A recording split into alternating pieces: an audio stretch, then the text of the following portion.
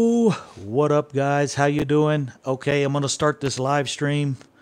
We got some challenge flags to throw, I think, today, guys.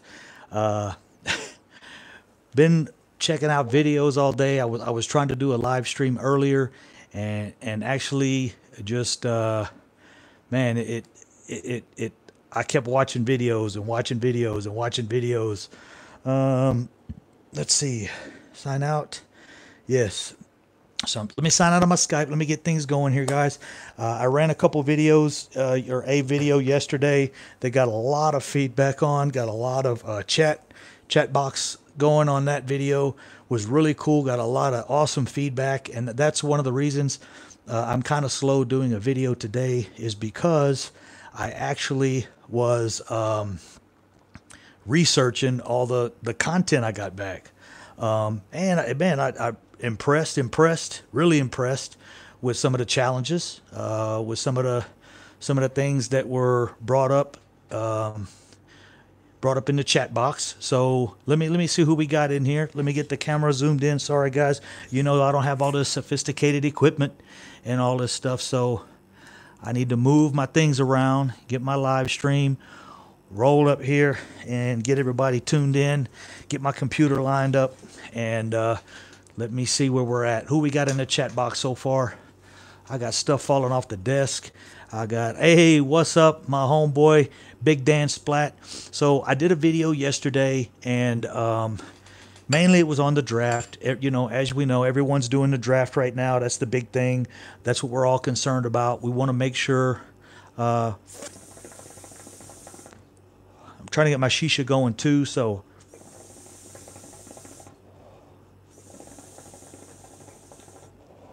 stay off the weed. We don't need to do that. But anyways, guys, and subscribe. Oh, can you guys, hey, Dan Splat, give me a sound check real quick. You guys know I don't have all this technically advanced equipment, so let me know if the sound is okay. What's up, Lee Webster in the house? How we doing, guys? Texas Twister, how you doing? CNN Live, baby. Cowboys News Network, Crunk News Network. Ain't nothing fake going on here, but Cowboys news, fellas. No fake news here. Thank you, Sheila. How you doing? Welcome to the channel. We'll let a few more people get in here. I don't know if anybody saw my video from yesterday. I got a lot of content back. I'm saying we're locked at 58 on safety. Some people don't roll with that. Some people are. I know Vach was. I was watching the video. He wants to go with the offensive lineman, and I did look at some stuff into that.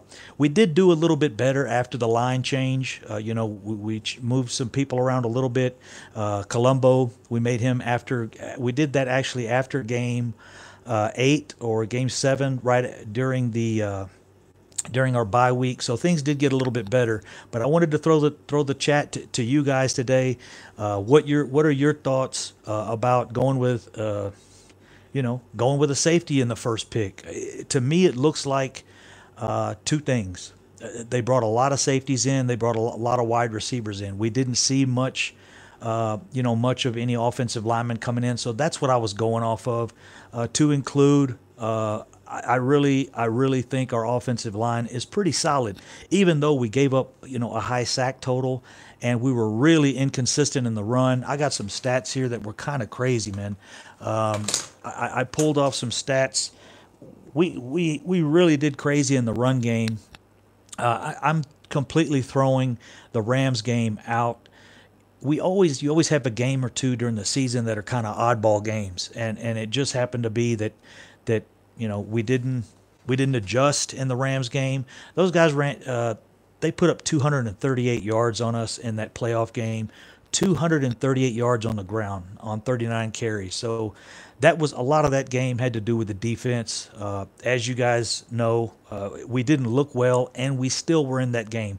Giving up 238 yards rushing, we were still in that game. We still could have done something. Ezekiel Elliott also, he had like 57 yards, I believe, 58 yards, something like that. So our run game was ineffective. Their run game was off the chain, and that was a big part of it. How you doing, Crunk? Let's go Cowboys. Yes, sir. Offensive line always helps. And I'm good with the offensive line. I literally don't see us drafting anyone Let me get my chair up and block a little bit more of this TV. I got to block the TV, guys. If I don't, I really just don't see us drafting anyone at 58 or 90 that is going to, move one of our guys off the board. You guys, starting on the left side, we got Tyron Smith, then Connor Williams, then Travis Frederick should be back, should be pretty healthy. We got Looney there if we need him.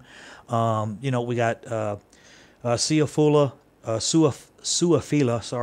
Suafila there to back up Connor Williams. We got Fleming still, and I know these guys aren't great. I know they're not outstanding. Lyle Collins, we had some issues with his holding and stuff like that, but I just don't see us drafting a guy at 58 or drafting a guy at 90 that's going to help our offensive line. One stat I looked at, guys, Sam Robinson, I agree. What did he say? Let me check. Let me roll up here and check what's going on. But we still need a big guy to clog the middle.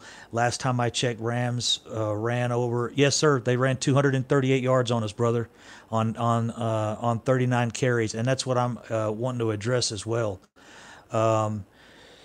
Ferguson, yeah, I know that some guys are hot on him. I'll have to look at him a little more, but to me, we look at these offensive line guys. I did look at something. 2016, 2017, 2018. Hold on, I got it right here. 63 offensive linemen were drafted. I mean, not, excuse me, offensive linemen, defensive linemen. That was defensive linemen. But the offensive line kind of falls in the same category as far as percentage of guys that really come in and make an impact their first year. Offensive linemen typically make the Pro Bowl as a rookie at about 6%. 6% chance of an offensive lineman making the Pro Bowl their rookie year. Safeties, however, are close to 20%. You're looking at about 18% of the safeties come in their rookie year in the first two rounds. The first two rounds. And I'm talking about the first two rounds on offensive linemen as well. It's 6%. So in the first two rounds, 6% of the offensive linemen that come in make the Pro Bowl. Where you're looking at 18% of the safeties that come off in the first two rounds. So I just think we got a better impact at safety, and we do need it. And then I'm looking at also Chris Richard. You let him get his hands on an elite safety that we could get. There's a possibility Rapp's going to be there. People say he's not. 2 weeks ago, after he ran that 40 at his pro day, a lot of people were saying he's going to be there. Now that's kind of tapered off because as you get further away from that time, people seem to kind of forget about it. I think first rounder next year. Keith, that's exactly what I think. Next year, with our first pick, we go offensive lineman. I think with an offensive lineman, you got to get one in the first round for him to be effective this year. If we want an offensive lineman this year that's going to be effective, we got to go 25 or above, maybe even 20 or above. Stevie Mack, thank you. Thank YouTube for making it take it 10 minutes to get in here. Hold on, what? Thanks YouTube for making it take 10 minutes. Oh, I guess your YouTube. Maybe your YouTube is slow. Let's see. We do need a tight end, but no way. Hell, we're taking a tight end. Yeah, Sam, I would love for one of our tight ends that we've already got to step up. We've got 5 tight ends on the roster right now, 5. So if you bring in a tight end, that's an automatic cut that we've got to do somewhere, and it could be our rookie. It's another position where, we had 3 young guys last year, Rico, Jarwin, and Schultz, and they were competing a little bit. Rico really comes in a lot and does a lot of run blocking now. They put him in on simple plays. That the complexity of the plays is what gets Rico in trouble. So I think we're set at tight end. I don't think there's a reason to move there. They did look at some guys, I think, like at tight end. I think they looked at some guys at like offensive line and defensive line that if they fall, they're going to jump on it maybe. Gerald Willis is one of those guys. We could go defensive tackle at 58 with Gerald Willis if he happens to fall. I want to concentrate on the chat box. Let me get some stuff in here. I got my challenge flag out because I'm definitely challenging the offensive lineman call. I don't think there's a reason to do that at all. I think we're deep there. We've got enough guys. My call out for receiver. My call out for receiver is the fact that after Cooper, when you look at our primary receivers after Cooper, you're looking at Gallup and Hearns. Cooper was almost 80% at his target to completion ratio. Gallup and Hearns were at 50%. Hearns was a little over. Gallup was actually under 50% for the season, guys. For the complete season, he was 50. Now, if your quarterback completed 50% of his passes, he would be gone in a minute. So why would you take a receiver that, and he's 22 years old. I don't want to get rid of Gallup, guys. I'm not saying I want to get rid of Gallup. I'm saying we need to draft a guy in there. Hopefully, maybe we hit a lottery pick at 90, and we get a wide receiver that can come in and really make an impact. Gallup was drafted at 81. He was the 81st pick in the draft. He's 22 years old. I want to give Gallup his time. We saw flashes of Gallup. We saw halfway through the season once we got Cooper and he wasn't double teamed and didn't have the primary cornerback on him. He seemed to play a lot better. Let's see. Where we at? Nice work, man. How are you? Hey, what's up, Rico Dorsey? How you doing, my brother? We got any questions? Throw some questions in here instead of some comments. Let's get some questions going. I can not necessarily answer your question, but I can read the question back to you guys, and we'll throw that question out as a topic. Yes, I agree. Don't get a tight end this year. Give Jarwin Schultz another year. That's where I'm at, guys. We got two young guys, and we got Jason Witten to pull them along. And maybe next year we go offensive tackle or offensive guard and tight end. But if we get this, we definitely could, I think, improve our safety at 58 with Chris Richard, letting him pick who he wants. Maybe Thornhill, maybe Rapp. If Rapp might be there, guys. The draft always gets crazy. There's always some players on the board that you didn't think would be there, and Rapp has fallen off a little bit because of that 40 time. CEO Dunes, man, I love the chat with you today in the chat box, during the live stream, but really good comments. I liked going back and forth. If we don't always agree, but hey, when I get off of here, CEO Dunes, I do get on the internet and I look up the stuff that you guys send me and kind of check it out. So I had a really good time. I did throw the challenge flag out on Mark Holmes' video earlier because I don't think that we need an offensive lineman. I don't think we need that, but hopefully we'll be okay. I think with Frederick back. We have Looney as a backup. I think that's going to pick us up right there a little bit. And then if Collins starts having issues, we have Fleming. We have Ciafula to throw in there and check those. We can move those guys out around and play with it. And I think Colombo, after we got him, there was a dramatic, not dramatic, but a semi-dramatic change in the offensive line. Prior to him being there, check this out, guys.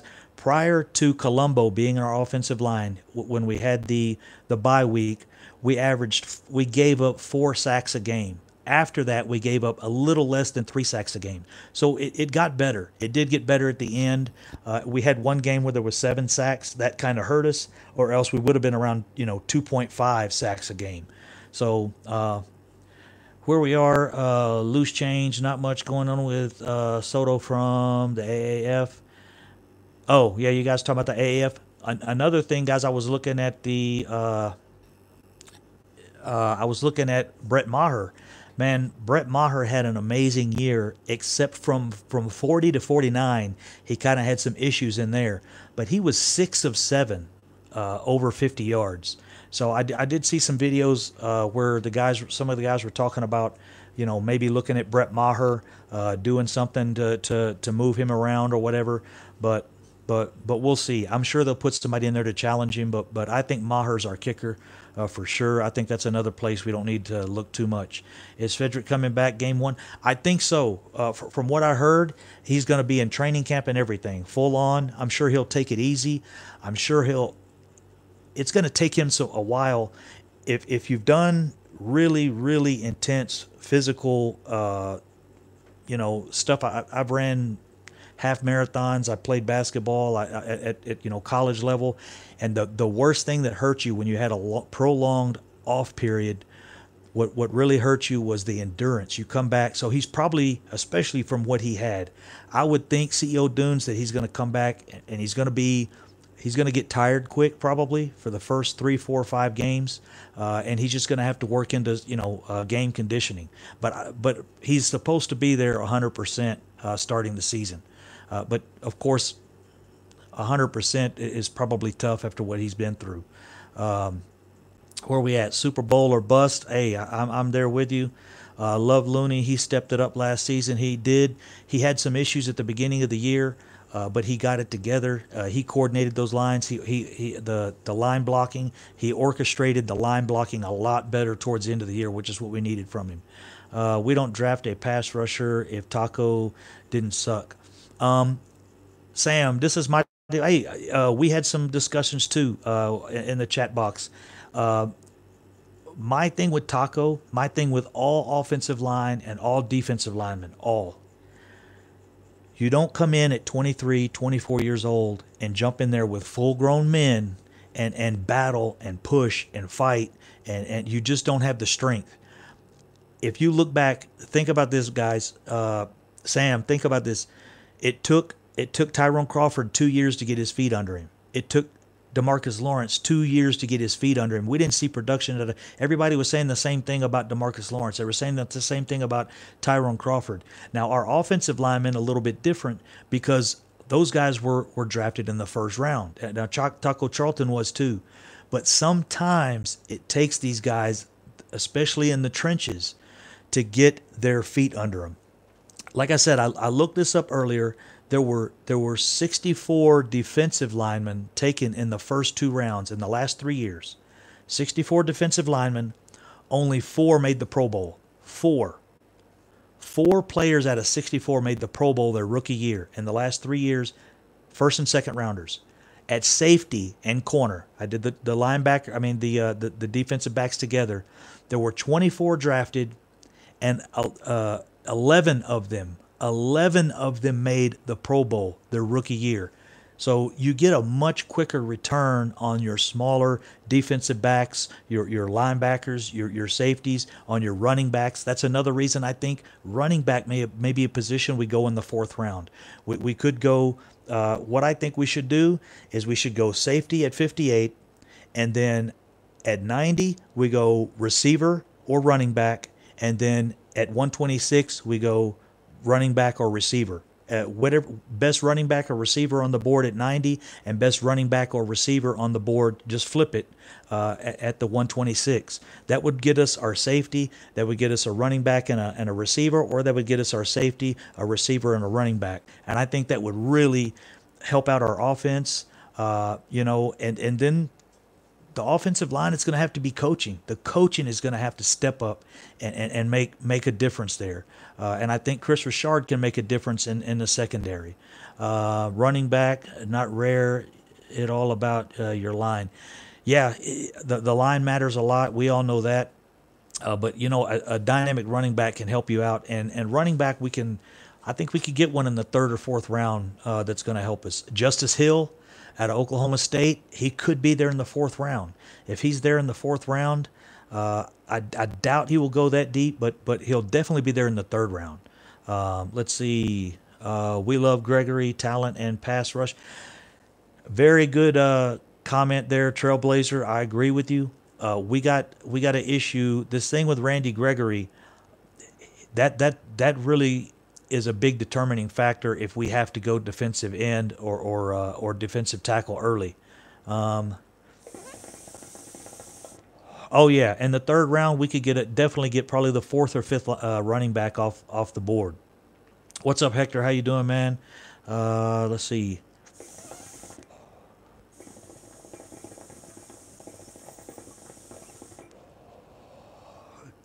Ice Webster, uh, Sakir Soto. Let me write that down. I don't know much on him. I know the name. Uh, I did actually run across. I was reading something on him. I was reading another article, but I did run across. Let me jot his name down, and I'll get some stats on this guy because I ran across him. Where did it go now? Oh, there we go. Shakir Soto. I'll have to look him up, man, and get. I was reading on him, and I can't even remember what position I was reading on. He's a Ice Webster. He's a running back, correct? Soto was with. Oh yeah. Okay, yeah, that's why I was looking at him.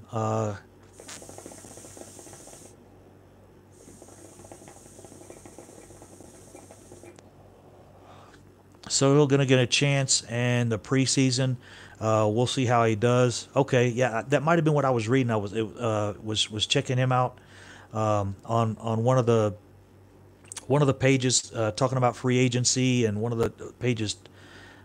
Let's see, what Soto I think had 8 sacks in the AAF. Him, yeah, he's a guy that you know they'll look at in preseason.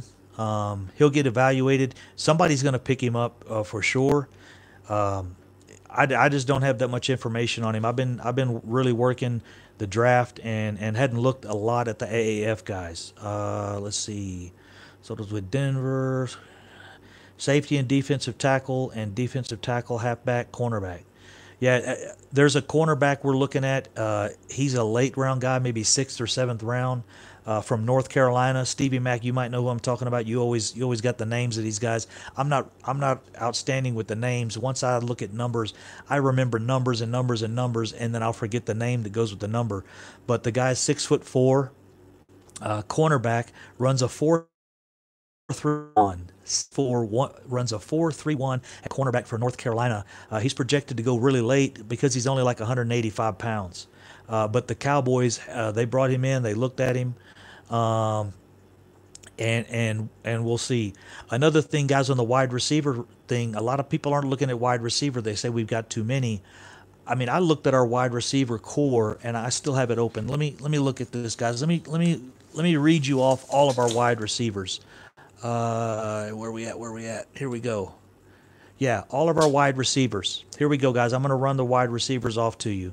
We got Michael Gallup. We got Amari Cooper. We got Tavon Austin. We got Alan Hearns, and we got Randall Cobb. Then to me, it kind of falls off. We got Lance Lenore. We got Noah Brown. We got Cedric Wilson, who could be a surprise player a little bit. I put those three guys together: Lenore, Noah Brown, and Cedric. So that gives us one, two, three, four, five, six, seven wide receivers basically.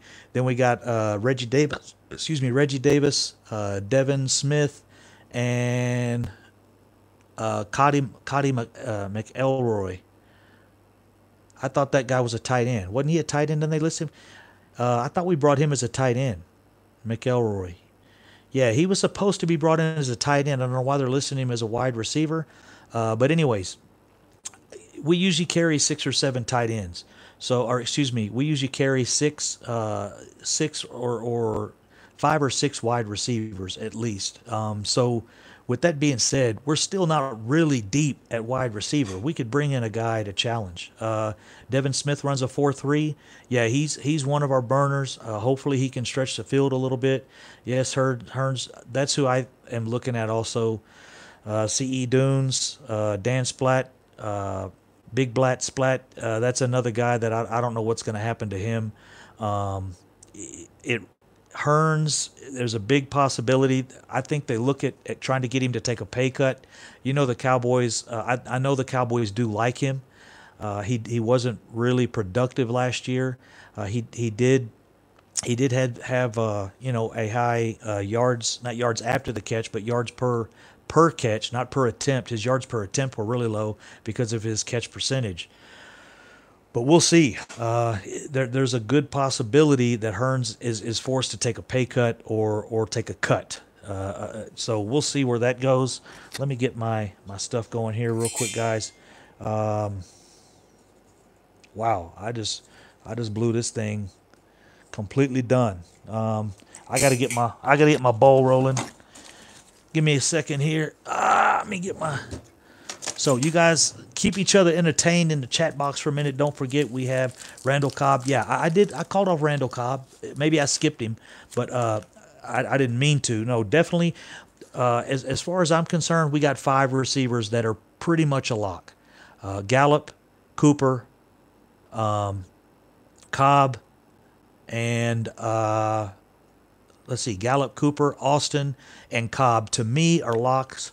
Alan Hearns, I don't know what's going to happen with that situation. I'm not saying he's a lock. I think he probably should be, but they're gonna look at him probably getting a pay cut. So to me, that only gives us five solid wide receivers that pretty much should make the team. So we definitely have room we definitely have room to draft a wide receiver. It's not like there's a lot of positions out there we need. You know, we don't need corners per se. I mean, like a high priority in corners. Wide receiver, we got a lot of guys right now on 1 year deals. So we got some of the guys that we have right now that are going to be gone next year. So it would be good to get some young receivers in here. We've already got Hearns in. Not Hearns. What's where are we at? We got Gallup, which I think will play better this year. I think he's going to improve. Guy's only 22 years old. So he's not someone I'm trying to get rid of.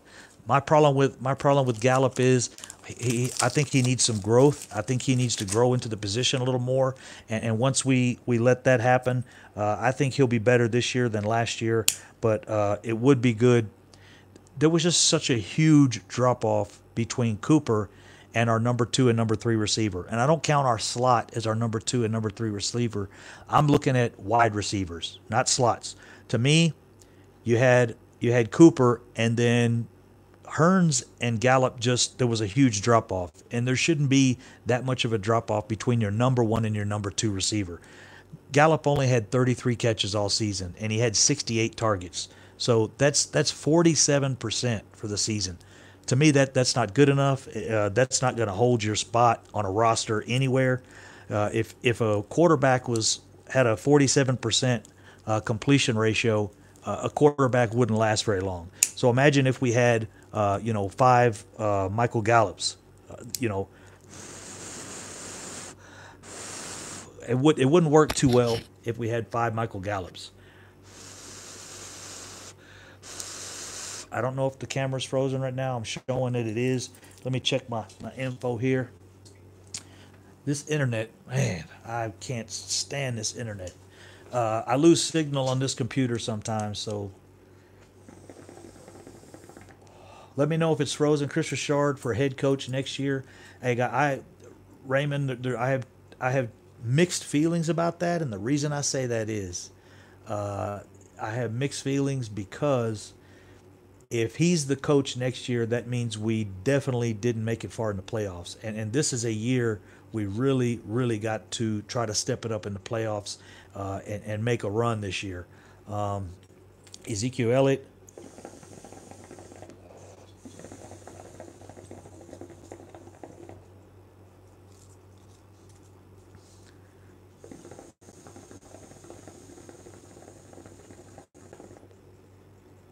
man, I don't know if it's his computer or not. If it's a computer, I'm okay.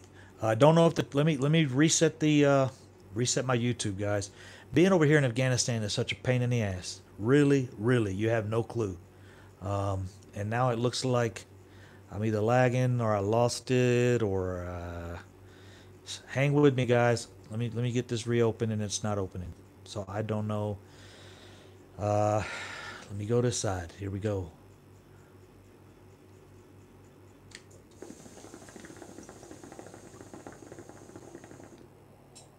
Okay. Now I'm going fine. Everything seems fine. It looks like it's just his computer. So let me shut this one down and go to the other computer over here. Good on this end. Thank you, Dan. Yeah, this computer. Sometimes I have issues with the computer. Sometimes I have issue with the camera. So it's just the internet here. something I got to deal with. I'll be home soon. Hopefully, I only have a couple months left here. When I do come back, I will be doing a live show. I'll be doing a live show from Washington when I'm there. I'll be doing a 3 day long.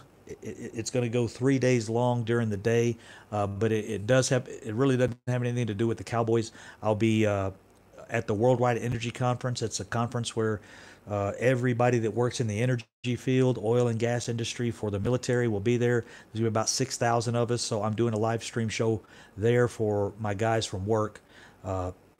And the 6,000 employees we have, not employees, but the 6,000 of my oil and gas buddies around the world that are military guys for that. So it's something you want to jump in. I'll be sharing the link with that on what we're doing, and you can check out the oil and gas industry if you're interested. Let's see. I'm gonna switch these computers out since this one just went garbage on me. I don't know why. Now this one will probably do it next.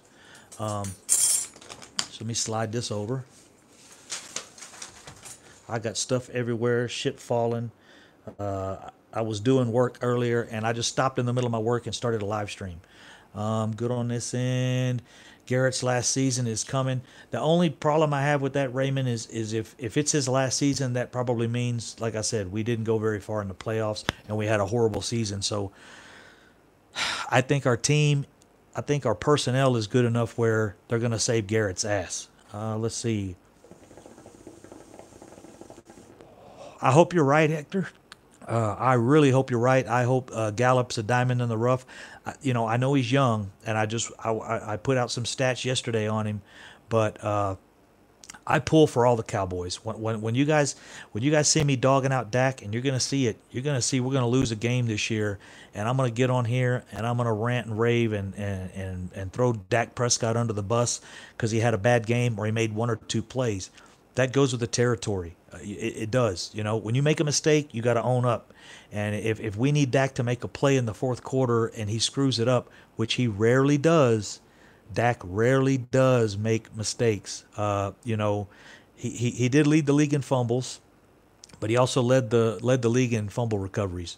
And I think, well, of course, a big part of that is you're going to have a lot of fumble recoveries if the ball is down there by your feet a lot. If you fumble a lot, you're going to have fumble recoveries. So we'll see where that goes. He is crunk. He's got intangibles. I hope so, bro. I hope he picks it up. We saw flashes of it. We saw some great catches. We saw some catches that he probably shouldn't have made. We saw poor throws from Dak, and I got a lot of that. Everybody's, well, that was Dak's fault. It was Dak. It was Dak. But guys, Cooper was almost at 80%. Blake Jarwin, he didn't get a lot of receptions. He didn't get a lot of targets, but he was over 80%, So Beasley was well over 70%. So we had receivers that had a lot of production, and we had a couple guys that didn't have production. So that's my point, that it was the same quarterback throwing them all those catches. And I'm not talking about one game. I'm talking about a large sample of work. The whole season, there was a lack of production for Gallup and Hearns, and I'm hoping it picks up. Hello, Crook Johnson. He is Crook. He's got intangibles. I pull for Garrett. Hey, I do too. I like him at times. Trailblazer, my problem with Garrett is his clock management, and it doesn't seem like he's capable of making adjustments. When we have a poor first half, sometimes we don't come out in the second half and make the proper adjustments, which is what happened in the Rams game. We didn't make any adjustments. We came out and it was like he just wanted to try to play harder, play a little more physical, and that didn't happen. And we just got we got torn apart by. He talks good. When he went to the owners meeting there and was it in Vegas? I think it was in Vegas or wherever the owners. I think it was in Vegas. When they went to the owners meeting, they said he blew them away with the speech he gave about the pass interference, the new rule in the pass interference and how to change it and what to do. They said Jason Garrett he killed it. So we'll see, guys. I have things about Garrett I like. I have things about Garrett I don't like. I think we all have that in players and coaches. If either Richards or Peyton are coaches next year, that means we sucked this year. Yeah, that's my issue. Well, I think if we do the first thing, if we do what we did like this year, we get into the second game of the playoffs. I don't think that's good enough, especially if we have a really good season. If we stay injury free and we don't really get to the Super Bowl, get close to the Super Bowl, or get to the Super Bowl, Garrett could be gone. If we don't progress, if we don't get to that NFC Championship game, I think that could be a lock, unless we have a shitload of injuries and we have guys out that we really thought were going to be there. Where are we at? Instead of going for the win, Jason Garrett gives the team no edge as a coach. I think he's a really good motivator. Is it Ori? I'm sorry. Yeah. Ori Guthrie. I think if I said that wrong, I apologize. I think he's a really good motivator. The guys love him. He's a good players coach. You never really hear any of the players saying they had problems with him, except for David Irving, which I think David Irving was going to have problems with any coach he was with just because of the personal issues and the if it's not legal, it's not legal, guys. Do I think smoking weed should be legal? I think if they have a medical prescription for it, they should be able to do it. And I think probably half of the players in the league probably could get a medical prescription if they loosened it up a little bit. And I think that's the way they need to go. They need to legalize it for the players that qualify. And NFL players definitely would qualify at a higher rate than the normal people. So you guys give me your comments on that. I'm not a weed smoker. I've never smoked it before, but I agree. If there's that many players that are saying that it helps them with injuries, it helps them with certain things, depression and stuff like that, or there's too many players that are pulling to have it legalized, and I think they should legalize it individually, player by player. Analyze the player, analyze what his situation is, send him to the doctor. If the doctor says it'll help him, you give it to him. I don't see a problem with it. Not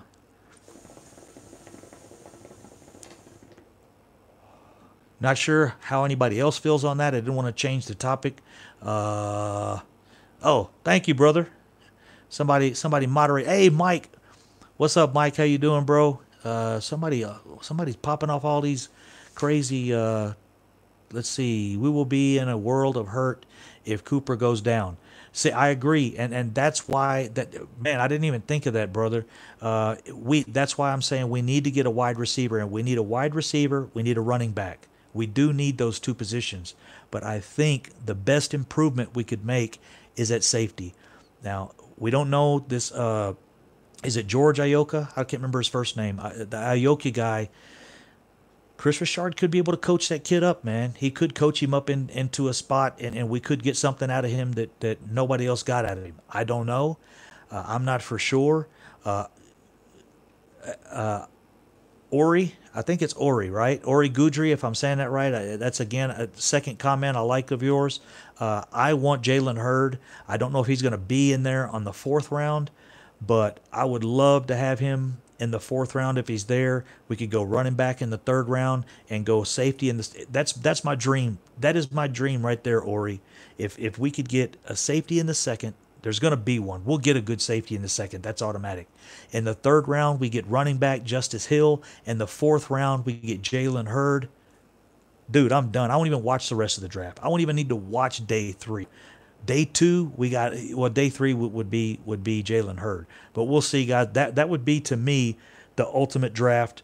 Thornhill or Rapp or Savage or Gardner. One of those guys is going to be there. We get that at 58. Then on the third round, we get a running back to help Ezekiel Elliott out so he's not dragging ass the last 3 games of the season like he was, taking 20, 25 runs a game up between the tackles. And then in the fourth round, we get Jalen Hurd. And, man, I'm done. I don't know if that sounds good. Bryce Love from Stanford, that's another guy, D. Will, that we're looking at. He would fit well with us as well, I think.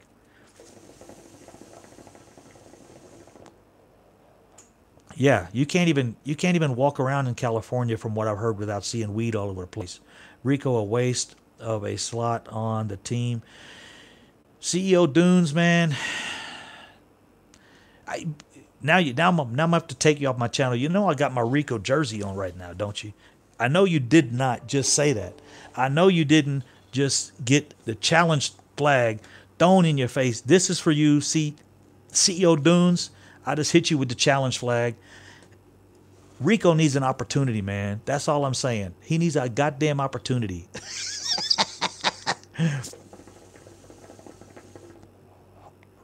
We'll see though. Yeah, brother, you got it. I'm gonna put it in your face. That's a challenge flag. Uh, the Cowboys, they do pretty good on challenges. I don't know what their ratio is, but I just think he needs a chance, especially in the red zone, man. I think Rico Gathers needs an opportunity. He's they've got him in on blocking schemes now, especially on first down. The game I was watching earlier today, he started.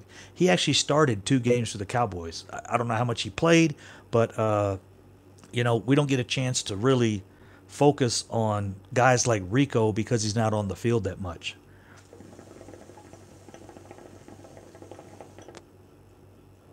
Hey, hit me back with what that was. I heard the same thing. Trailblazer. What a Trailblazer. I heard Chris Richard went to meet 3 DBs on his own. Houston cornerback. Yes, that cornerback from Houston is solid. I know who you're talking about, but I can't recall his name. Let me slide up here and read that again. Went to meet three Houston cornerback. He went to meet his family at his house and everything. Bro, I wouldn't be surprised. Chris Richard's go do his study. Chris Richard's go get his study on. Weed is legal in Cali, so I don't know. This is shisha. That's all this is. So, hey, what's up, Usual Johnson? How you doing, man? I don't think. Well, I don't think Rico's soft. If you look at his catches, his yards after the catch, dude has beat some people down after he catches the ball. I just don't think he's, like I said, he's had the opportunity, but I don't know. We legal in DC. We walking around. Oh man, y'all crazy. We can't do that in Houston, Texas. So we can walk around with a gun. Now you can carry your gun, but you can't carry weed nowhere.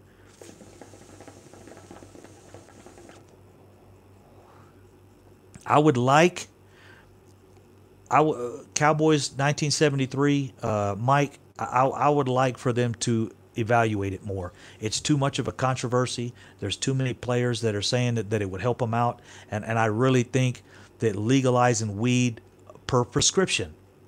You have to have a prescription. You go to a doctor, you show him your stuff, you do your medical stuff, you do a mental evaluation, you do the whole thing, mental and physical evaluation. And if you qualify, you should be given a prescription for a certain amount.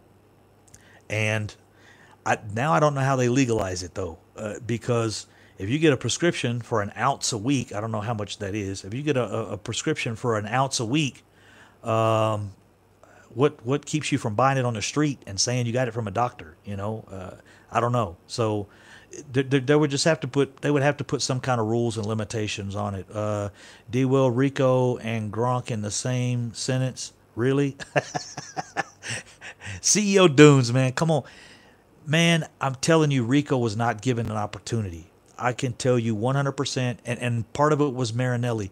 Marinelli did not, Linehan, I'm sorry. Linehan did not like that dude. Linehan, I really was surprised how much of an influence, when you have somebody in a position, Linehan was in a position. They did respect him while he was there, but once he's gone, things are going to change. I can really say things are going to change, and I think Rico Gathers is going to have a chance. And the reason I can tell you this, CEO Dunes, if you recall, last year when they were doing the 53-man roster, they were down to 52. They had the roster cut to 52. They were taking one more player. Rico Gathers was not on the team at that time. He got busted for weed that morning. That morning he got busted for weed. I was like, he's done. I was so pissed off. I said, Rico, what the F are you doing, dog? Today is the day they do the cut, the final cut, and you get busted for weed in the morning out like, a mile away from the Star. And they got him out of jail. They posted his bond and signed him. And I was like, what in the fuck is going on? They wait to the last spot on the team and they keep him the morning he got. And they knew he had gotten busted that morning. So they kept him for a reason. And I think that was the decision made by upper management by Will McClay, by Jerry Jones, Stephen Jones, and Jason Garrett. Now he's on the team. It was Linehan's job to use him, put him in, on certain positions. That's his job. He didn't do his job playing him. That's what I think. But the Cowboys did their job by keeping him. They kept him for a reason. There was drama and all kind of shit going on that day, and they still kept him. So that's my thing on Rico. So we'll see. Jason Witten liked Rico. Him and Jason Witten were tight. They worked a lot together when Jason Witten was there, as well as Dak Prescott. Him and Dak Prescott were roommates. They were just like Tony Romo, and Jason Witten were roommates their rookie year. Dak Prescott and Rico Gathers were roommates their rookie year at preseason camp, at the preseason camp and all that. So they've got a little bit of a bond, and I think this year we might get a chance to see Rico a little more. Let's see where we at. Jason Witten teach Rico. I hope so, man. He's too much of an athlete, bro. If you go back and watch his basketball tapes, he was a much better basketball player than some of those top tight ends. Antonio Gates. You guys name some of them for me. The other Graham, Jimmy Graham. He was a better basketball player than Jimmy Graham. He was a better basketball player. Why can't I think of him right now? Was it the guy from? Anyway, you guys know, out of the top 10 tight ends, pretty much, you can list all the top 10 tight ends of all time, and about 3 or 4 of those guys were really, really heavy into basketball in their deep into their college careers. Let's see, skipping all kinds of questions. Okay, hold on. I'm sorry, man. Where we at? How about them Cowboys? We gonna do this season? A little bit run and shoot would be good. Run and shoot. Oh hell, we got some old Houston Oilers shit in here now. Run and shoot. I think we're more scared he's going to go somewhere. No, he will. Dunes. I said that shit before too. If Rico Gathers goes somewhere, they're gonna put him out there and try to use his size and his frame, especially in the red zone. So that's something that we could see if the Cowboys let him go. We're looking at him possibly showing up somewhere and showing out. And that's what I don't want to happen as well. I had to refresh real quick, guys. Basketball, not football. In the words of Bruce Lee, tree, no hit back. Yeah, that's true. Trees don't hit back. Yeah, you can break wood all damn day. But CEO Dunes, we've seen too many tight ends, elite tight ends, come from a basketball career. And we've seen Rico Gathers make some really good catches. If you look back at Rico Gathers highlights, and I want to get off that subject because it's not that important. It is, but it isn't. I mean, we do need help at tight end, and I just think they need to give the guy an opportunity. Rico was.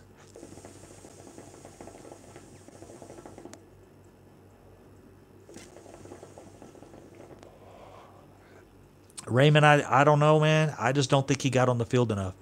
Rico could technically still get suspended for the weed thing. They just reached a plea deal a week ago and got to watch out for that. Oh, wow. See, man, Stevie, you always know some underground shit. I don't know where you get your shit from, but you must got a lot of free time to study, bro. Put titles on Rico's playbook and Big Dan, big splat, boy. You always got got the line.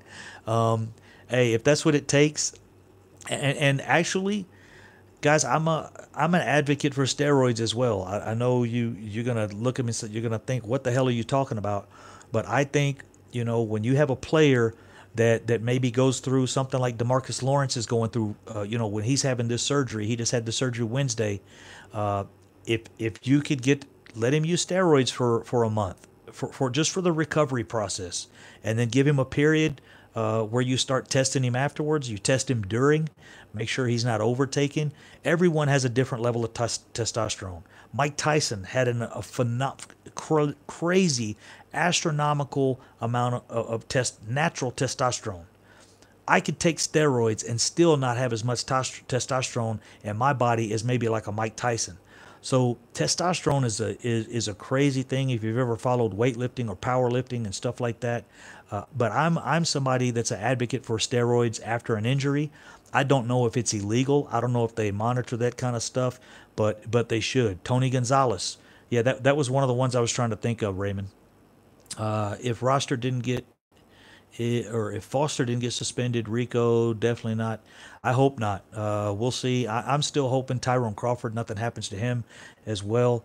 I don't know. I haven't heard anything on Tyrone Crawford in 2 weeks, 3 weeks on that situation. So I'm hoping that that's flown by and is gone. I hope that's in the past. We'll have to see.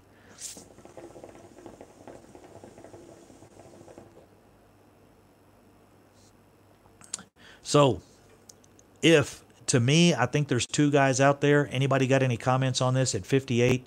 I think there's a couple guys we could be looking at 58 if we don't go safety, and that just depends on if they're on the board. I think they've got about four safeties in mind, and I think they got maybe two defensive linemen that if they fall, they're supposed to be first rounders. Gerald Willis should be a late first rounder, early second rounder, but if if he's there at 58, he might be somebody the Cowboys look at just because of the talent. His issues, if you guys don't know who Gerald Willis is, he's a defensive tackle. He played at Florida. He was kicked off the team for some situations there, kind of over aggressiveness, and I think he had a domestic situation as well that was dropped or resolved, and then he transferred to Miami. At Miami, he had some issues as well on the field and in the locker room, stuff like that.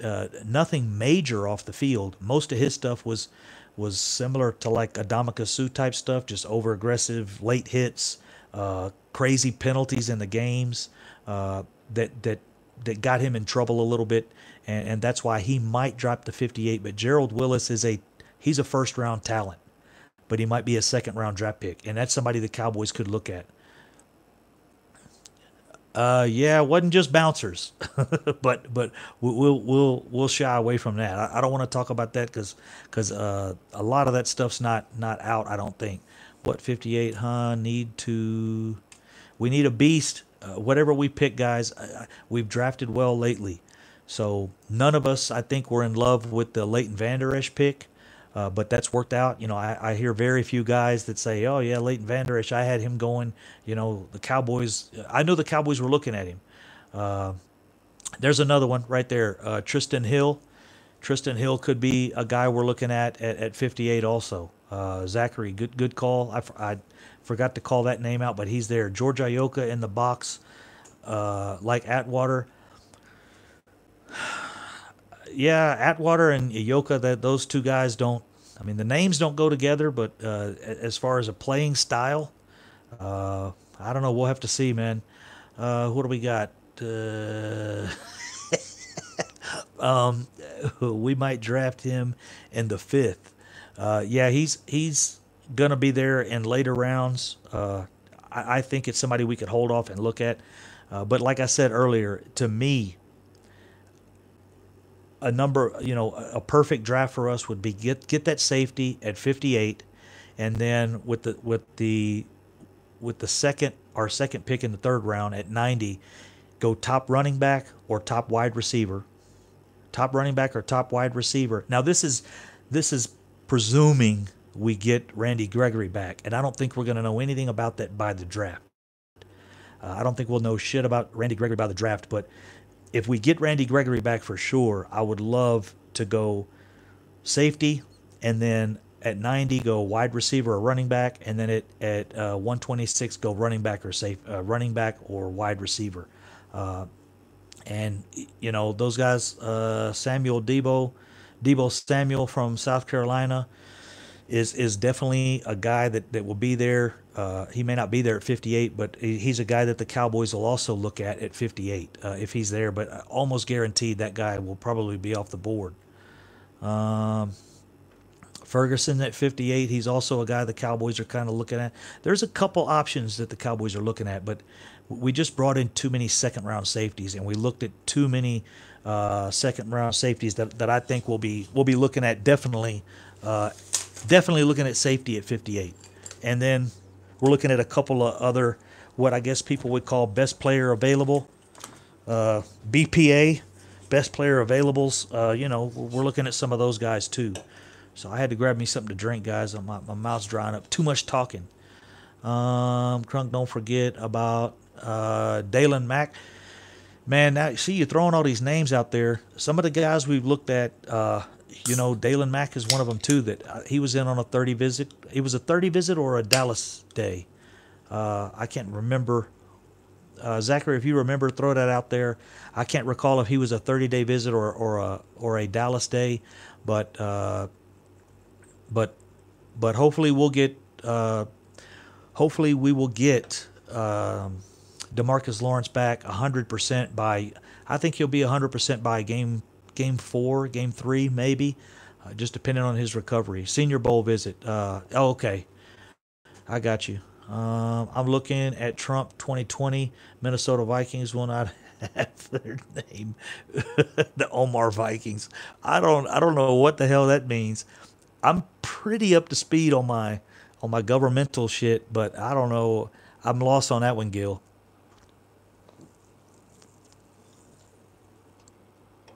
Sorry, guys.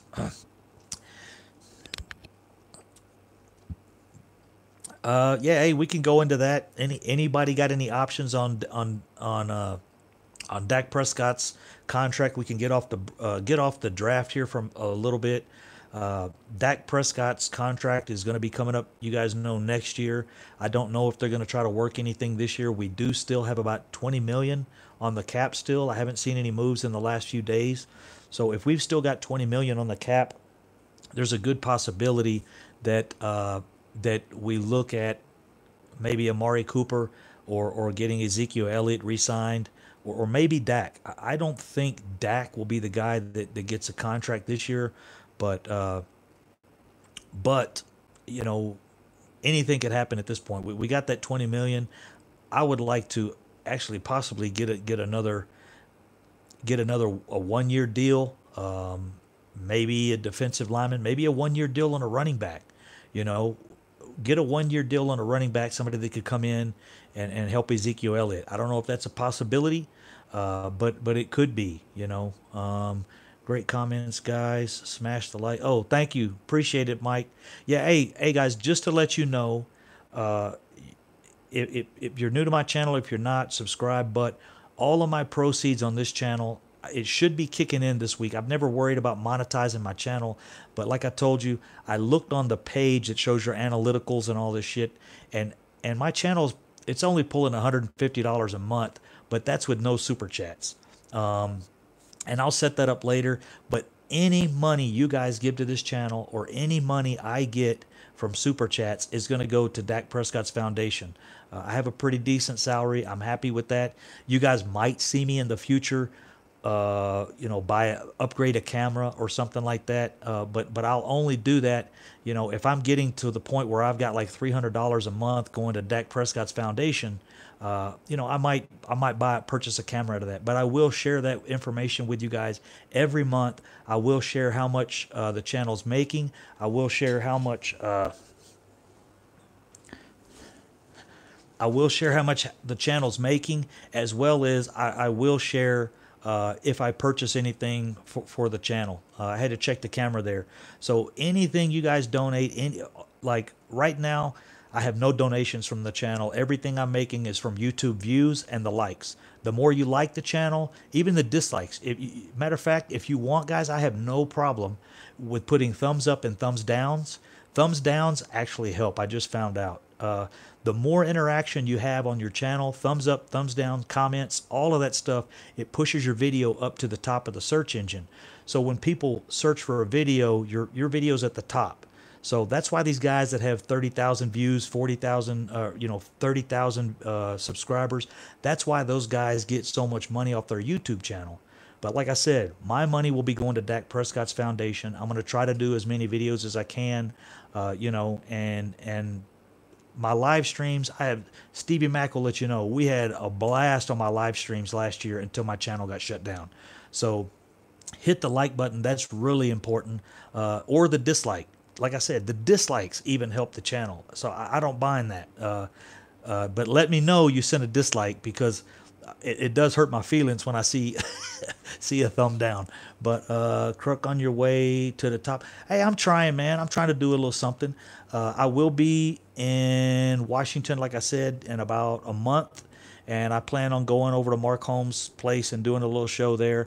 I don't ever get on live with him because the time difference is usually so different, so different. So, but like I said, right now, this is with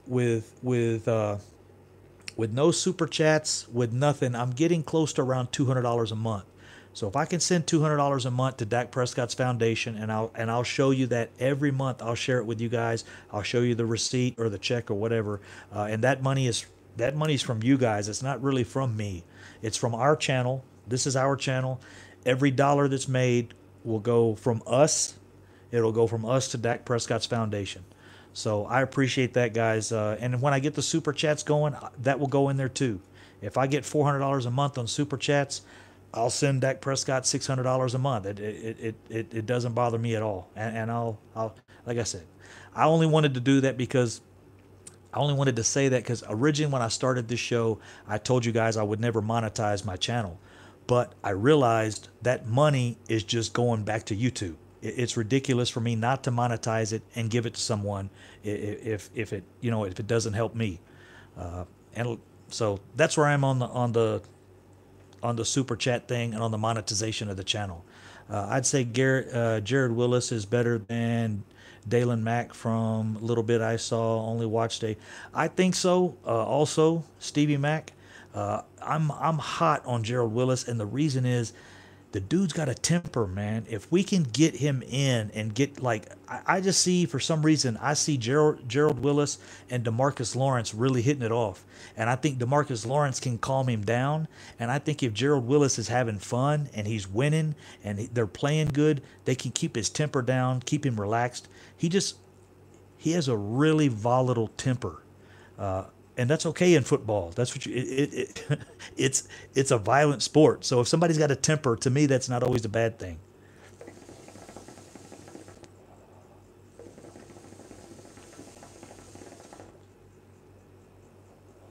Damn, that mug's hitting now, boy. Hector Vega crap. So you're saying my dislikes of Mark's Holmes channel? Yes, sir. It actually is. Any interaction on the channel helps the video go up. So when you make comments or when you do dislikes, you do likes, it does help the video in the search engine. What they do, who was that? That was Hector, right? Yeah, Hector. So what happens is the more interaction you have on the channel, the more chats, the more likes, the more dislikes, the more loves or whatever you call those things. All of that shit. Garrett's an asshole. Oh man, god dang it. Draft the class hole. Hey, Golden Heart, I don't have you listed on here, man. Oh shit, hold on. Let me see. Let me get something going here. Is that right? Add moderator. Alright. And add. Okay. I think I did that right. Let me see. Yeah, so anything you do on the channel, likes, dislikes, comments, whatever, it does help the channel. So like I said, guys, hit that like button. It pushes the video to the top of the search engine, and then more people see it, and then more money goes to the channel, and then we donate more money to Dak Prescott's foundation. So I'm all good with that. Gil, what's up, brother? How you doing, man? Hill Nook, I would choke. Let's see, what? Hell, Nook, that must be an answer to a question up there. Fair enough, Hector. I missed that one. Crunk, did you have fun battling it out with Ninja Nuts in the Dallas Cowboy Report chat room the other day? I don't remember battling with Ninja Nuts. Oh, yeah. Yeah, oh, I always have fun battling.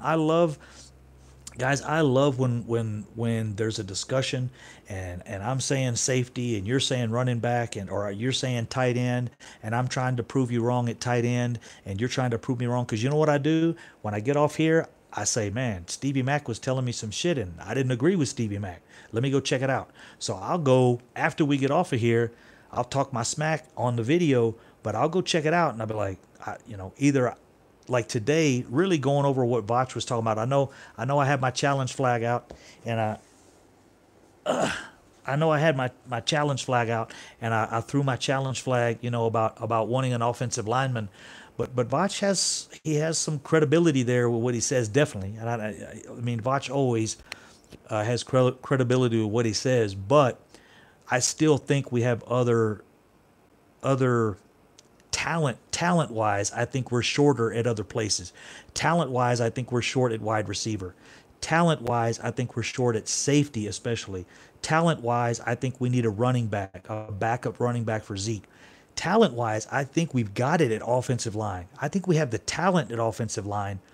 Those guys, it needs to be put together a little better. I think Colombo will coach those guys up a little better. If you look at the guys we have, they're in that age range. They should be beasting out. Connor Williams should be coming on this year. My only concern is Tyron Smith and just the injuries. And my other concern is Malik Collins and I don't think his talent has come up to where it should be. Anybody got comments on that? You guys let me know right now. Just put the position. Tell me what positions you think we need better talent. But I think our offensive line has talent. I think it's some issues with maybe moving some guys around and getting better coaching. We need D tackle. Okay, hey, I'm with you there. D tackle, I think, is one. Corner, I'm good with this at corner, but I think we do need another corner. Usual, and the reason I say that is because Byron Jones, I think, is good. Chidobe Awuzie is good, but I think after that we have a big drop off. So if one of those guys gets hurt, we could have some issue. Right tackle, Lyle Collins. I agree with you there. That's the guy on the line that I'm concerned about the most. Trailblazer. Defensive backs in general for Black. To me, safety. I think our D backs are great, except for safety. I think one safety would completely change. The safety quarterbacks. He's the quarterback of your secondary. How many times you see Earl Thomas run the secondary? He runs the secondary just like Peyton Manning used to do the offense. He'll audible the defense. He'll have a guy shift or change or move up or come out of a blitz. That's what he has the ability to do. Now that's going to take some years of coaching. That's one thing I think Jeff Heath does have. I think he has the ability to coach the defensive secondary pretty good, but I don't think he has the playmaker ability. I don't think he has the talent. I think he's missing some of that talent. He's an undrafted free agent, guys. Jeff Heath was an undrafted free agent. As far as I'm concerned, he's played well above his capabilities. He's done well, but I think we could do better. I want to get Rap. I know what you meant, Rap. I'll get a vape. Oh, okay. I don't know if you guys agree with that. Let me look back a little bit. Chidobe Awuzie, he's a good corner. He sure is. Hey guys, one thing on the secondary. I don't know if you guys know this. We were number one in the NFL with the least amount of secondary. Actually, the least amount of defensive penalties. The whole defense. We had the least amount of defensive penalties in the whole league last year. We were 32. So that's really good. Our corners played really well as far as pass interference and the holding penalties up front. You guys remember Randy Gregory had a couple of personal fouls or aggressive hits on the quarterback. He had a face mask or two when he was coming in to get the. So we had some issues there, but still we were number one with the least amount of defensive penalty yards.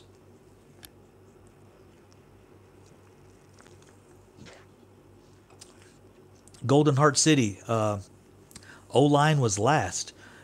Was that a real comment? I didn't look at that. I believe you, but I didn't know if you were making a joke because of what I said. I wouldn't be surprised if our O-line was last. We had a lot of holding penalties, and that kills us. Holding penalties kill a walk it up the field team. We don't get yards in big chunks. So when we get a holding penalty, that really, really sets our offense back. Oh, okay. I wasn't sure. Hey, I remember us having a hell of a lot of holding penalties that pissed me off.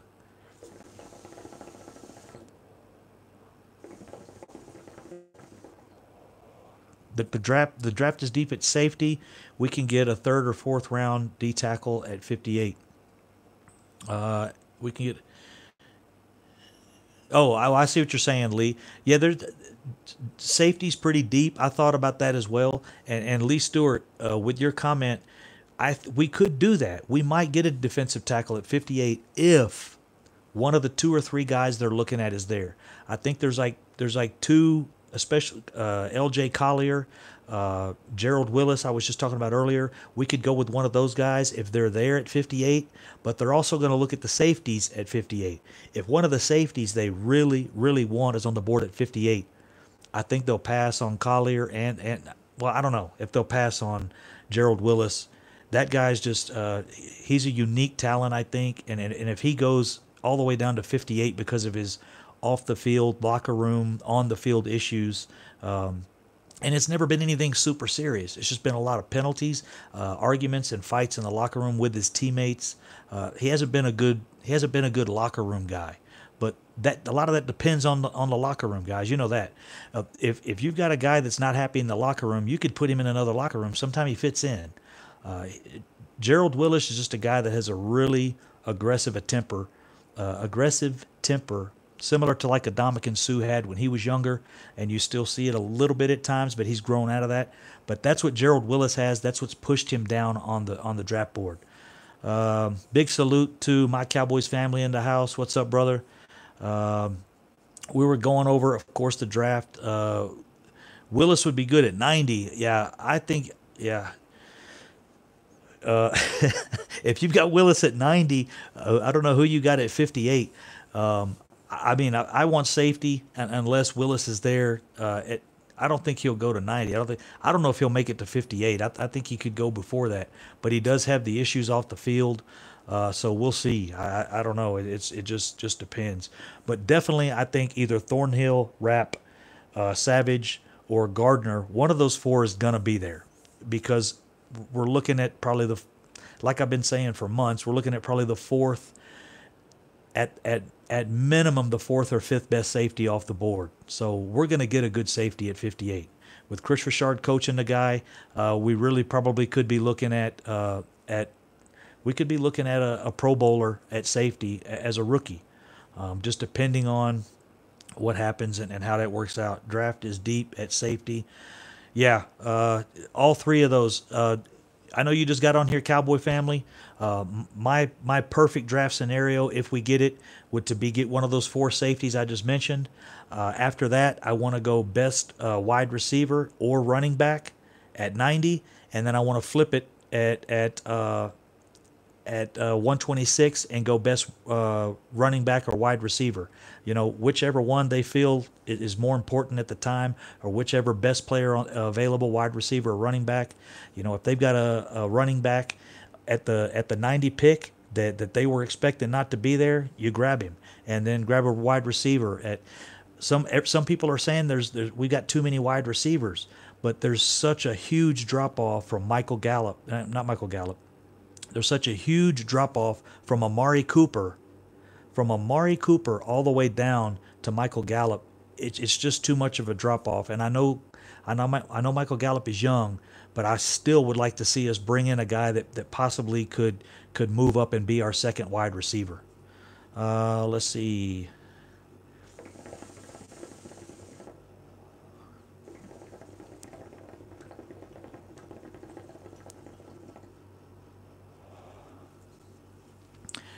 Hey, did you, my Cowboys family, did you happen to see, or do you recall the cornerback? There's a cornerback from North Carolina that the Cowboys are looking at really late, possibly 6th round, possibly 7th round.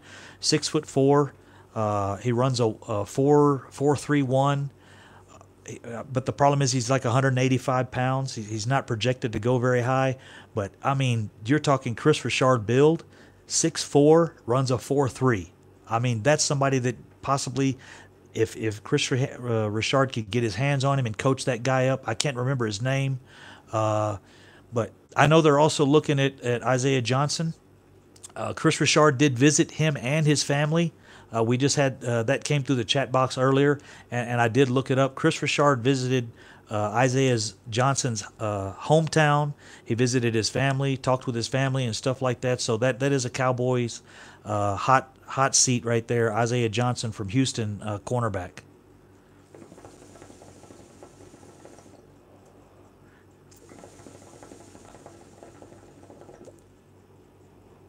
As for you, Cowboys family, even though this is only tobacco.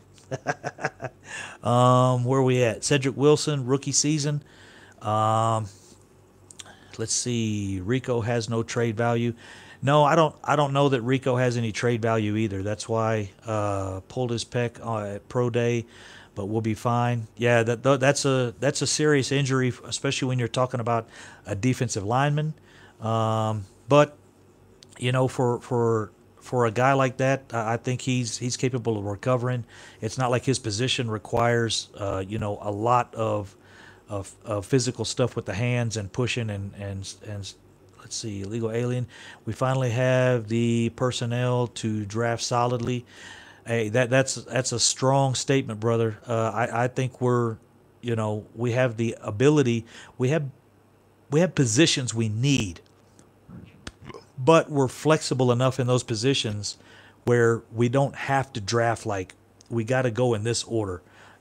I think the reason the Cowboys are hot on safety, for one reason to me, is because the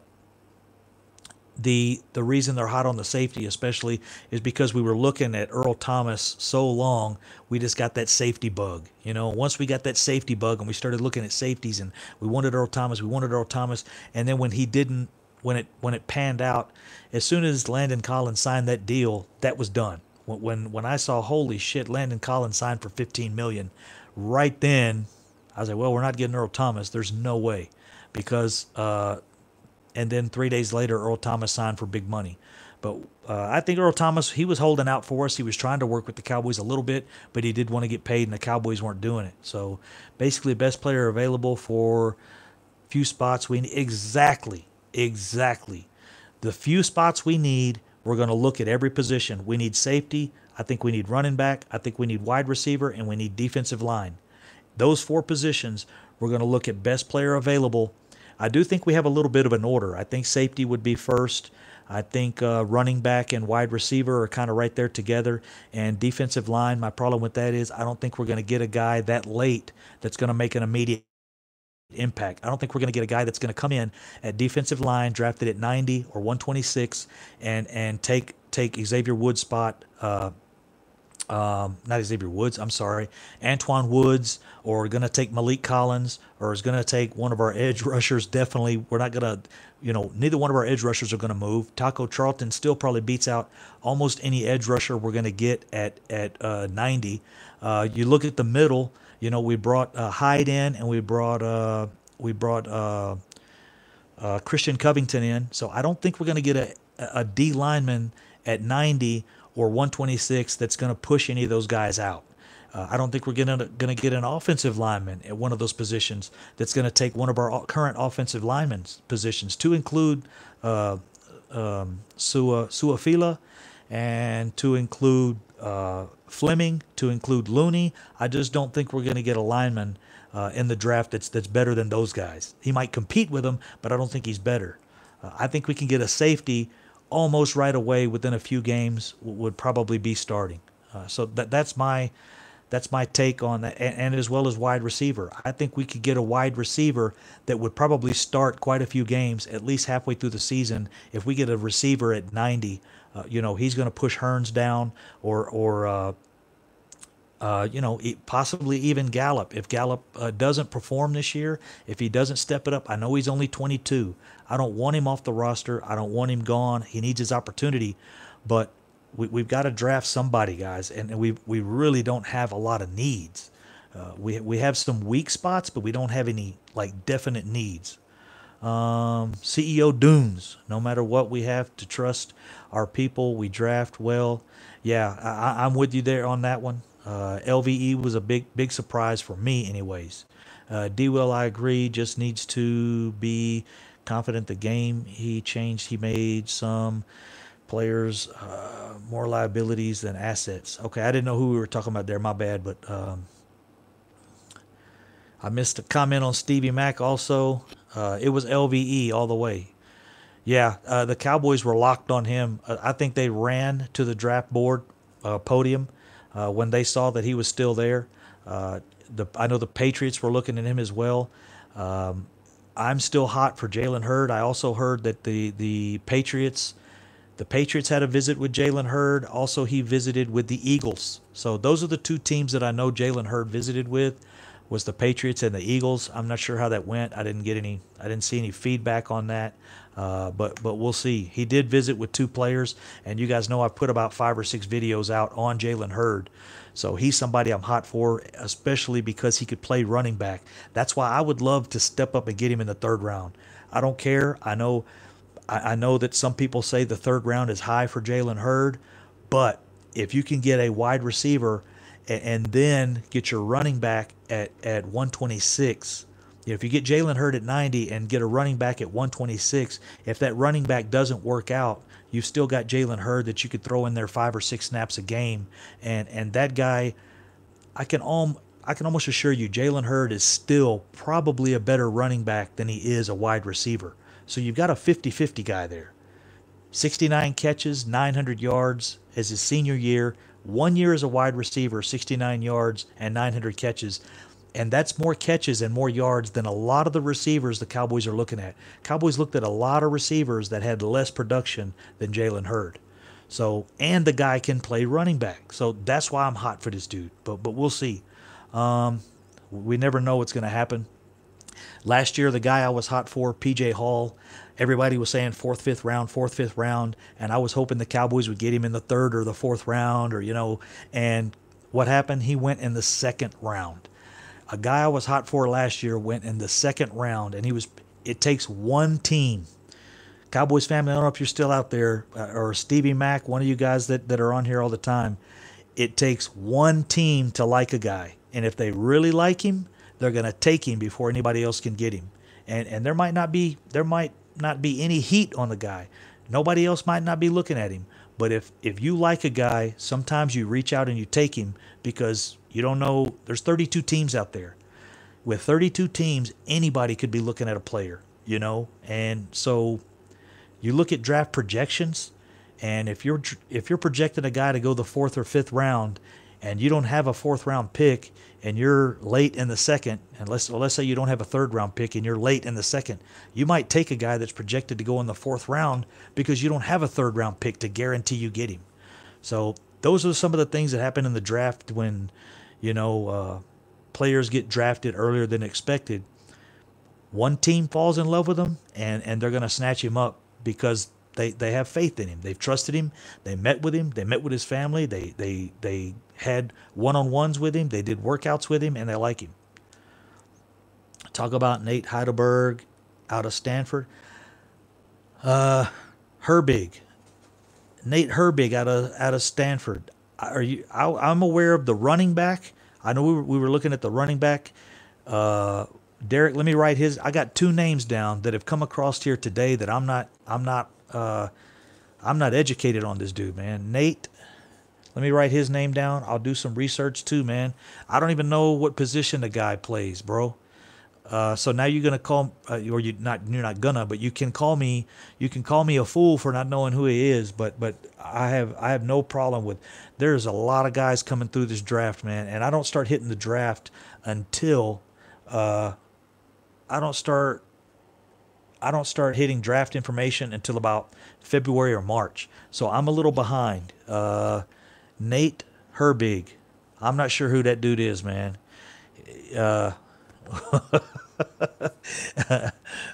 I'm not sure, bro.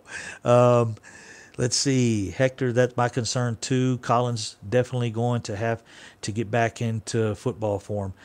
You're talking about Malik Collins or Lyle Collins. I have more problems with Lyle Collins, but I do see a little bit of lack of production from Malik Collins too sometimes.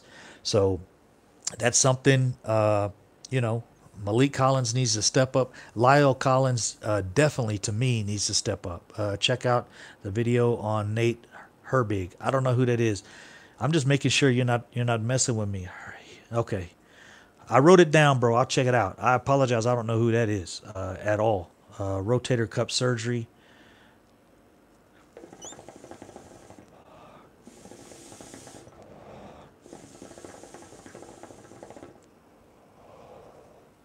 So that's something I'm big on right now. Is I am trying to study up on these guys. So that's why I was doing earlier in the season. I was doing the mock drafts. The mock drafts really.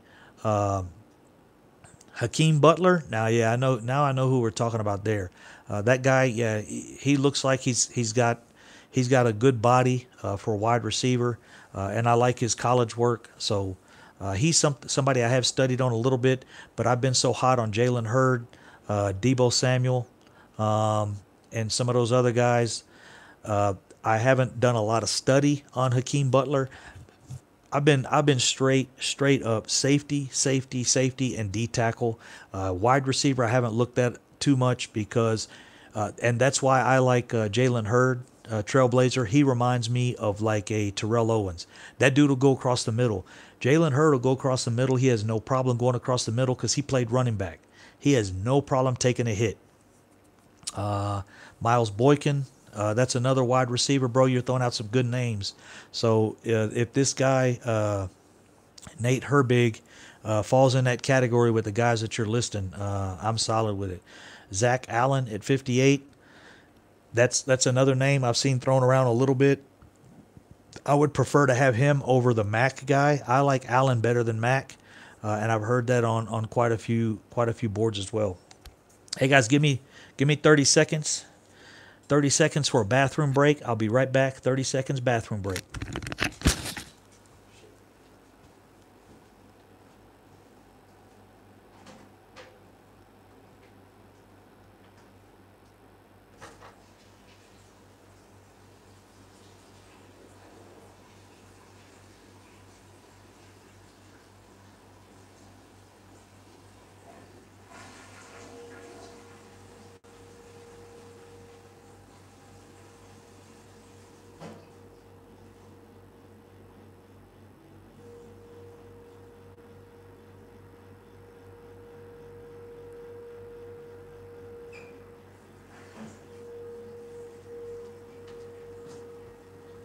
All right, here we go.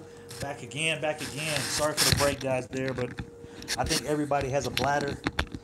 Everybody's got a bladder. They gotta empty every once in a while. Uh, we good? We good? Solid. All right. Zach Allen is light more than Crawford. Yet, and I love Crawford's flexibility. That's one of the things, guys. I've been talking about defensive line. Is to me they take a year or two to develop, especially if you go second, third round. So I'm good at defensive tackle unless there's just an outstanding guy that's kind of fallen, and the Cowboys want to jump on that. So hey man, everybody's got to empty the bladder, bro. I'm not even drinking my. I have no drink. I go on vacation, man. I go on vacation in 8 days. 8 days. I jump on Turkish Airlines. I fly from here to Turkey. I'll be in Istanbul an hour. I'll be in Istanbul a damn hour, bro. And then I'll be home. So I will be home. What is it? The 22nd. I think it's a Thursday or Wednesday night, something like that. I get home on the 22nd, and the 23rd is my anniversary. So I will do some videos from the airports while I'm traveling. I'll try to go live if I can, so you guys will get to see. Istanbul airport is crazy, dude. And I don't know if you guys remember when they had the huge explosion and they had the attack there at the Istanbul airport with the gun. I think it was a gunman. I walk right through that area. They have cleaned it up. They fixed everything now. They fixed all the damage. But I was going through there just days after that attack on the Istanbul airport, and man, that was something crazy to see. Uh, I've been a lot of places. I've been a lot of places over here where you fly into the airports, and it's still fucked up from the worst was Iraq. I used to fly in and out of the Baghdad airport. Uh, at least once a week, and I did that for a couple years, and it's tough seeing that stuff. But at the Turkish airport, I'll be there on the 22nd. I'll do a show from the Turkish airport. Then I'll land in Houston, and once I land in Houston, you guys get to give me a day or two to get settled in and take care of business.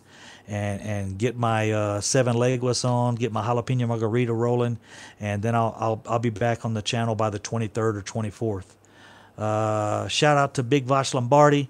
Hey man, we've been I got my challenge flag out, Voch. I don't know if you can see this.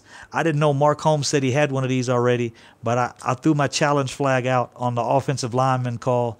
But I will say, if you're still here, brother, I did go back and research. I did as much. I did about 3 hours of research today on offensive linemen, and you got some solid valuable points there. Of course, I know you know that. You got solid valuable points, but I do want to say some of the stuff you said.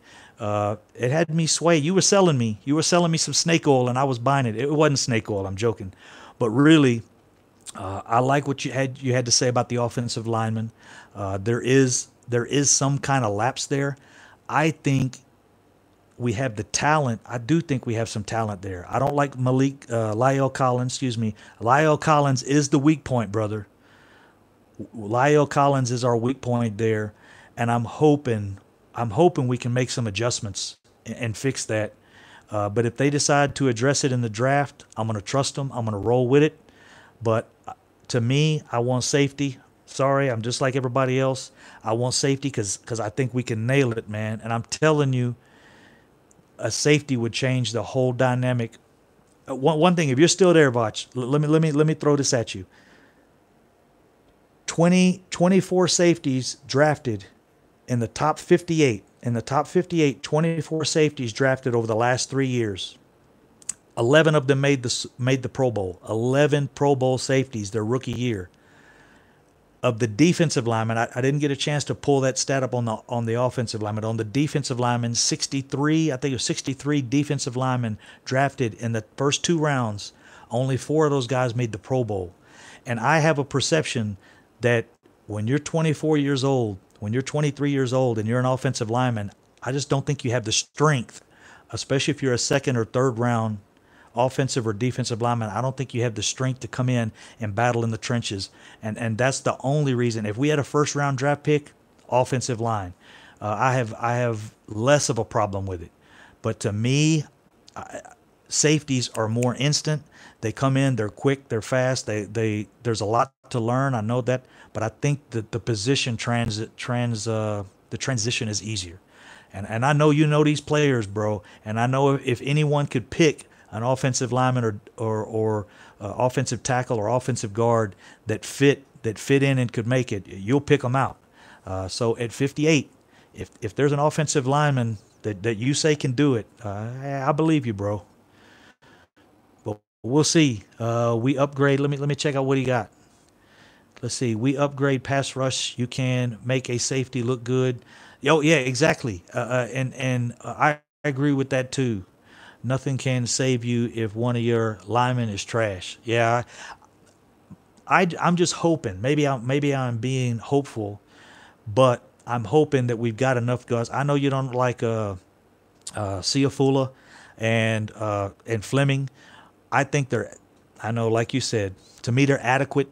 But I think they're better than Heath is at safety. I think they're better offensive linemen than Heath is at safety. I think he's a weak point back there. I think he's plateaued with his talent. He's at the age he should have picked this up, and he takes bad angles, and that's my issue. But we'll see, man. Hey, they surprised us with LVE. We were at the draft there together, and everybody threw their hands up, and everybody left, and me, you, and Mark, and all of us were sitting out in the parking lot. That parking lot was empty. When they said LVE, when they picked him, the parking lot was empty in 15 minutes. And hey, it worked out. So I guess we leave the decision up to Will McClay and those guys to do the right thing. But I'm going to jump off, guys. I've been on here. I still want Harold Landry, LOL. I have the same energy. Yeah. Hey, Voch, this is what I'm looking at. This is what I would love, and I know you're against the safety going first. I know we'll get a solid safety at 58. There's no way that'll fall. There's no way we'll miss. We'll get a solid safety at 58. I want best running back or receiver. best running back or receiver. I know y'all. And on, I heard Foots, you, 1980, and Mark said no receiver. But the reason I'm saying receiver at number two, or excuse me, not at number two, at 90 or at 126, I want best receiver or best running back on the board. And the reason is there's just such a drop off between Cooper and Gallup. Gallup and Hearns, neither one of them had 50% of their receptions. Neither one of them had 50, their catch to target ratio was less than 50%. Both of those guys, and you had Cooper sitting at almost 80. So to me, there's just such a huge drop off between Cooper and Gallup and Hearns. I know we got Cobb now. I know Hearns is pulling too much money, I think, for what he's worth. Maybe they'll renegotiate his contract or something, but that's why I'm looking.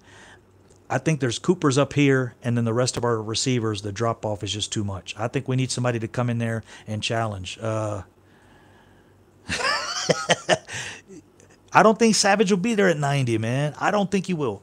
I think he'll go around 78, somewhere in the 80s, but I don't think he's going to be there at 90, man. I don't. I think, I'm looking at Gardner, Thornhill, maybe Rap. I don't think he's going to be there at 58. And Thornhill, Gardner, Rap, and Savage. Those are the four. Any of those four, I'm happy at 58.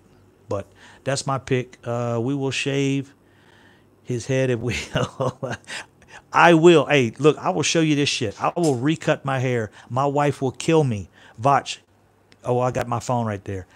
I did a crazy ass mohawk the other night. We were here drinking, and I left my hair here, and I had a I don't know what the fuck you call it. I had some kind of crazy ass haircut, and it took a month for that shit to grow out. My wife was pissed, but luckily I was here. And if we draft an old lineman at 58, I definitely will shave my head in the craziest damn haircut you've ever seen, just for the hell of it, and my wife will kill me. But I will be home, Vach, on the 22nd, so anywhere between like the 26th and the if you want to get to where you gonna be for the draft, by the way, are you gonna be in Houston for the draft? And I will shave my head, I promise you guys that. Hey, no, I had hair, I shaved my shit. Check this out. Shave an O-line and a D-line in there. I had hair here, and I had hair here. It was completely bald down the middle and completely bald on the side. I had like, I don't know what the hell I had, but it looked funny as hell. So I'll do it again. I'm working for the draft. We can chill. Okay, that's cool. That'll work, man. That's good. I'm glad you're working. I remember a while back you didn't have something that happened with your job and stuff. That's hard to go through, I'm sure, man. But you guys be easy. I'm going to jump off real quick. I think Cowboys Family may be on. I saw him in here, and he's not here now. So if Cowboys Family's not in here, he might have started a live show. It is 2 a.m. here, guys. I appreciate the love. I got to get up early in the morning.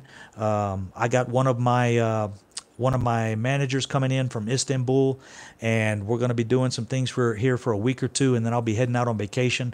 So I got to get this manager up to speed on what we got going on here, so I can turn all my projects over to him and keep this airport running. So peace, love, and happiness. Hey, fellas, y'all be easy. Check out Bosch Lombardi. You guys know where he's at. I don't need to point that out to you.